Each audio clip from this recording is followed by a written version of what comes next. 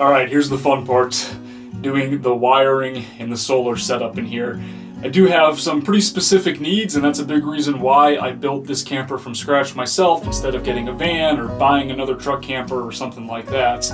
I want to have a very comprehensive solar setup. I want to be able to work in here off-grid, and then the biggest priority of them all is to be able to run an air conditioner. So I've left a space here. From what I can gather, it uses a pretty small amount of power, maybe 400 or 500 watts when it's operating. So I should be able to get away with running that during the peak of the day. The goal is to basically cover the entire roof in solar. I want to have as much as possible up there. I do have a 200 watt panel right now, so I'm going to get that mounted, and then I want to see how much space I have left.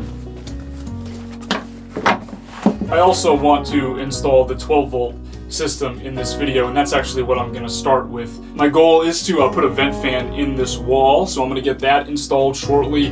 The reason I put it in the wall is, like I said before, because I want to get as much solar as possible on the roof, so I didn't want to lose any space for a vent fan up there. So 12 volt vent fan, and then just a couple of lights, 12 volt lights. This will all just be based off of a solar power station. I currently have the Anker C1000, so that's going to sit underneath the bed, and all the wiring is going to run to that.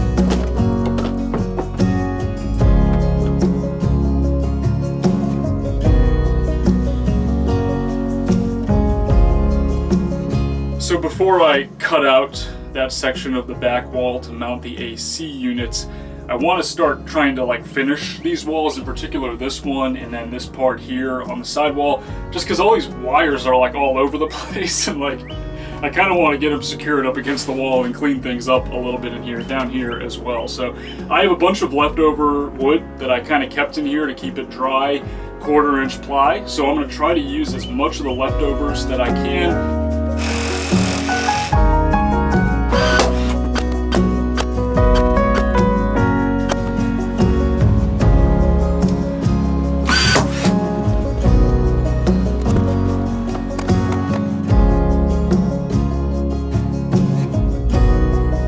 Alright, so my goal for today is to mount the air conditioner. It's finally time to do that.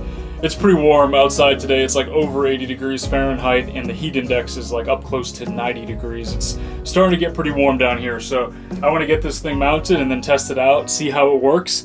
I will say that the vent fan, as I set it up directly across from this little window here, makes a huge difference. It makes it so that it's at least somewhat bearable in here. I don't know if it's the insulation in here or just the fact that sitting in front of this window with this nice breeze going through is just cooling me off, but it's somewhat manageable. And I will say, with my previous camper, the Rogue, I don't know if maybe it was just not as well insulated as this, or possibly just that it was a little bit bigger and a little bit harder to maintain the temperature in. But it got extremely hot in there, to the point where you couldn't even sit in it during the day. Really, really tough. Even with all the windows open, the pop top up and everything like that, it got really, really warm in there. So I'm hoping to avoid that with this smaller, hopefully more efficient camper.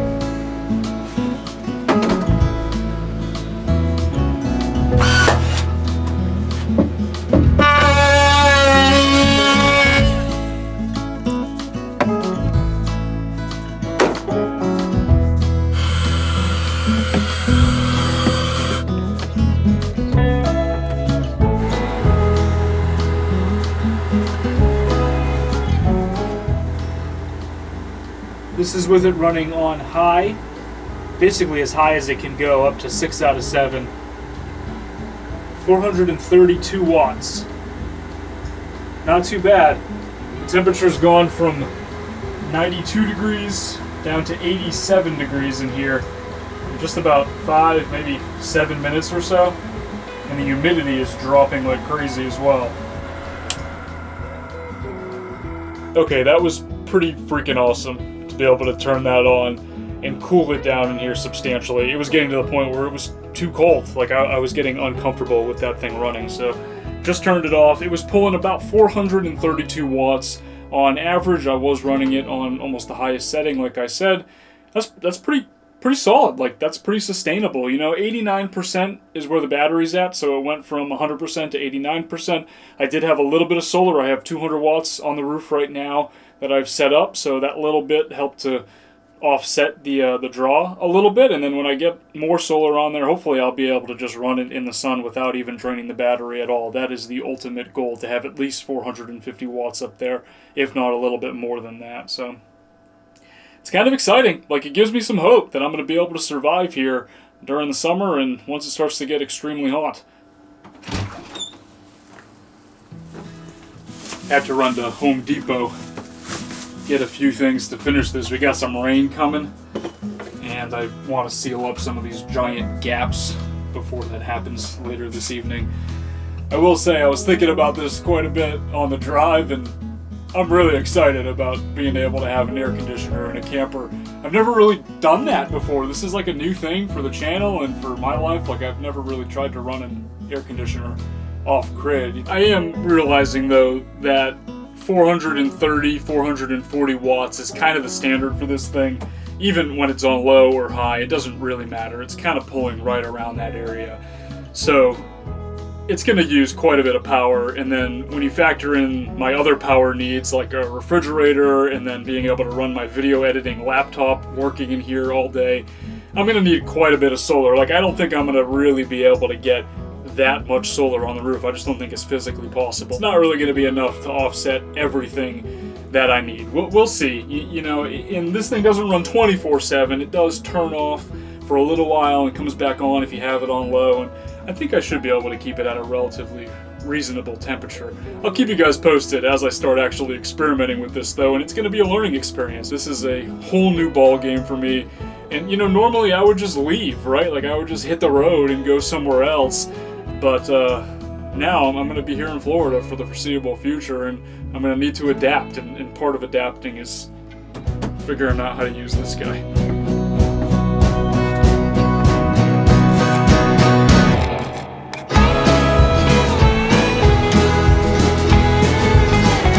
All sealed up. Just used some of the weather stripping foam all the way around. Was able to get it mounted, screwed in, and then I added this aluminum angle here, the 1-inch, cut it around just to try to match the trim and stuff. I thought it looked kind of nice. I don't really think it serves too much of a function. Might help stabilize it a little bit, but hopefully it'll keep some water off it as well. I think it looks good. Happy with it. Keep you guys posted. You know, the real test will be time and actually using this thing on a daily basis.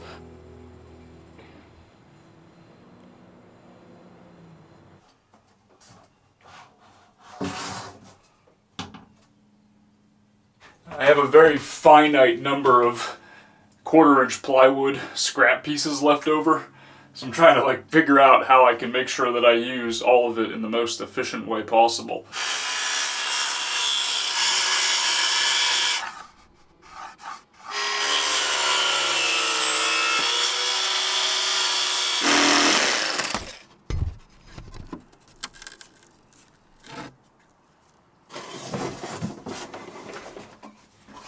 Decided to use screws for this wall in particular. I just want to be able to remove it if I do need to get to the wiring that's hidden behind there.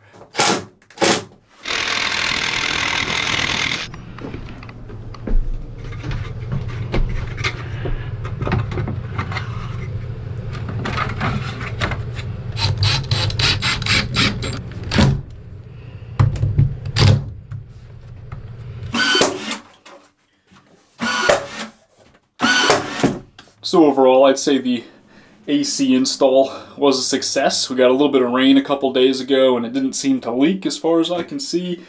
The walls are up on the inside, both the one behind the camera and then this rear wall. And now it's just a matter of making it pretty. I gotta paint it. I'm gonna do a white paint on the interior. For the ceiling, I'm gonna do cedar tongue and groove. I think I've already mentioned that a couple of times, but I'm excited about it. Just do the bare cedar tongue and groove, and then I'm gonna do the same for that rear door as well. Like I've already said, you know, with the air conditioner, it's gonna be a learning experience. Figuring out how it's going to work. I do have another pretty large solar panel coming in a couple of days, so I'm going to get that on there, and then that'll be 450 watts for now, and then at some point I might add an additional 100 watts as well. I'll keep you guys posted. Like, I don't really know how it's going to end up working out. I should be able to run the air conditioner like during the peak of the day, at least for a couple of hours, and then my battery bank will let it run for 2 or 3 hours overnight. If I make the battery bank larger or possibly redo that system, then I could get even longer than that. We'll see. I'm definitely considering that. And then on top of that, you know, adding more solar to the roof will allow me to just run it without worrying about it all day long. I'm thinking the next step will be the last step, just finishing things up in here and then moving in and hopefully getting this thing loaded into the back of the pickup truck. Ideally, I'll be doing that within the next few days. That'll all be part of the next video, though. Thank you guys so much for watching and for following along. I'll talk to you all in the next one.